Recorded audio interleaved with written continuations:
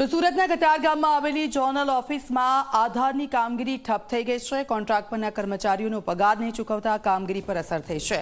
મહિનાથી કર્મચારીઓને પગાર ન આપવામાં આવ્યો હોવાનો દાવો કરવામાં આવી રહ્યો છે અને અગાઉ 6 કર્મચારીઓ આધારને સંબંધિત કામગીરી કરતા હતા। 6 માંથી 4 થયા અને ત્યાંથી 2 અને હવે તો સાવ તાળા લાગી ગયા છે।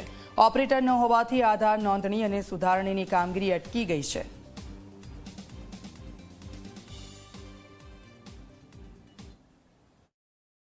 અત્યારે કતારગામ ઝોનમાં આધાર કાર્ડ સેન્ટર અત્યારે ત્યાં બોર્ડ લાગી દી ગયું છે।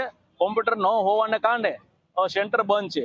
તો આમ જનતા ડેઈલી લગભગ 200 થી પબ્લિક આસપાસ આવે છે અને ત્યાં 2 ઓપરેટર હોવાને કારણે 100 થી 125 જણનું કામ થતું હતું, પણ એ પણ 1 જાન્યુઆરીથી એ પણ બંધ થઈ ગયું। તો અત્યારે પબ્લિક 200 કતારગામમાં 200 વ્યક્તિને આધાર કાર્ડ અપડેટ કરાવવું, ન્યૂ આધાર કાર્ડ કાઢવું, એ લોકોને જે 100 રૂપિયામાં મામૂલી રકમમાં જે થતું હતું એને 300 થી 600 રૂપિયાનો ખર્ચો પ્રાઇવેટેશનમાં કરવો પડે છે।